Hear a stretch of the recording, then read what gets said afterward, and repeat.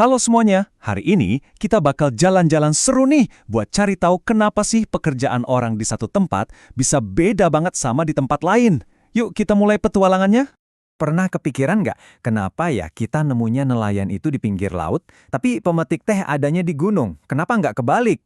Nah, ini nih teka-teki asyik yang bakal kita pecahin bareng-bareng hari ini. Oke, kita bedah ya. Kunci buat jawab teka-teki tadi itu ada di konsep yang namanya potensi ekonomi lingkungan. Kedengarannya agak rumit ya? Tenang, gampang kok. Anggap aja ini tuh kekuatan super yang dipunya tiap daerah. Kekuatan ini datangnya dari kondisi alamnya, bisa dari lautnya yang luas, tanahnya yang subur, atau bahkan dari banyaknya orang yang tinggal di sana. Inilah yang bikin tiap tempat itu unik dan punya caranya sendiri buat mencari nafkah. Nah, buat perhentian pertama, yuk kita bayangin lagi ada di pantai, coba rasain angin sepoi-sepoinya, dengerin suara ombaknya. Disinilah kita bakal nemuin kekuatan super yang pertama. Jadi, apa sih kekuatan supernya di sini? Ya lihat aja di sekeliling kita, ada lautan yang super luas dan garis pantai yang panjang banget. Itulah karakteristik geografisnya. Nah, kekuatan inilah yang otomatis ngebuka banyak banget peluang ekonomi, kayak perikanan, pariwisata yang rame, sampai produksi garam.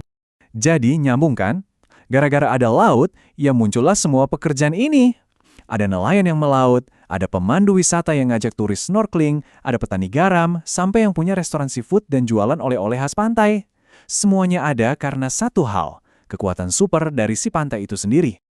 Oke, dari pantai yang panas, sekarang kita ganti suasana. Yuk kita naik ke atas, ke pegunungan. Kita lihat ceritanya bakal berubah kayak gimana begitu kita sampai di dataran tinggi yang sejuk dan segar. Siap? Nah, di sini kekuatan supernya beda banget. Bukan lagi air asin dan pasir pantai, tapi udara yang sejuk dan tanah vulkanik yang subur banget. Inilah modal alamnya. Kekuatan ini bikin kita bisa nanam hal-hal yang nggak mungkin tumbuh di pantai. Contohnya sayuran segar, teh yang wangi, atau kopi yang enak. Dan tentu aja pemandangan indah plus hasil buminya ini juga membuka pintu buat agrowisata. Lihat deh gimana lingkungannya ngebentuk cara orang hidup. Di sini kita nggak bakal ketemu nelayan. Gantinya kita bakal lihat petani sayur, pemetik daun teh yang telaten, pemilik villa atau homestay, dan para pemandu yang siap nemenin kita mendaki. Semuanya ada karena kekuatan super dari dataran tinggi ini. Eits, petualangan kita belum selesai. Dari alam yang tenang, sekarang kita lompat ke tujuan terakhir yang super beda. Hutan beton yang ramai dan penuh energi. Yap, kita ke kota. Tunggu deh, kekuatan super kota itu apa ya? Apa tanahnya subur? Udaranya sejuk? Bukan. Kekuatan super sebuah kota itu adalah manusianya yang super padat dan infrastruktur canggih yang nyambungin mereka semua. Kumpulan banyak orang inilah yang menciptakan potensi raksasa di bidang jasa, perdagangan, dan industri. Dan buktinya jelas banget. Kalau kita lihat grafiknya, di kota itu sektor jasa dan perdagangan tinggi banget. Sementara pertanian, wah rendah banget, hampir nggak ada. Ini nunjukin gimana lingkungan buatan manusia menciptakan jenis ekonomi yang sama sekali berbeda dari daerah pedesaan. Nah, karena populasinya padat dan infrastrukturnya lengkap, muncullah berbagai macam pekerjaan.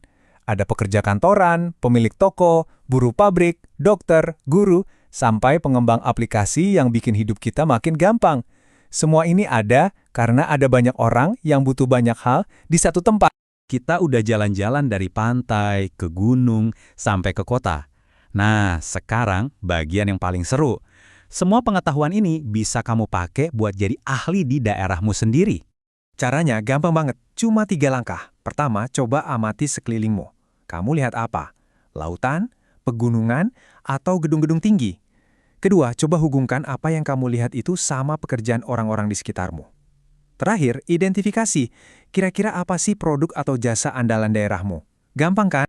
Jadi, ingat ini ya, setiap tempat, mau itu desa atau kota, itu punya peta harta karunnya masing-masing. Kekuatan supernya itu udah ada di sana. Tugas kita cuma perlu belajar untuk melihat dan membacanya. Sekarang, aku mau tinggalin kamu dengan satu pertanyaan. Setelah kita ngobrolin semua ini, coba deh pikirin.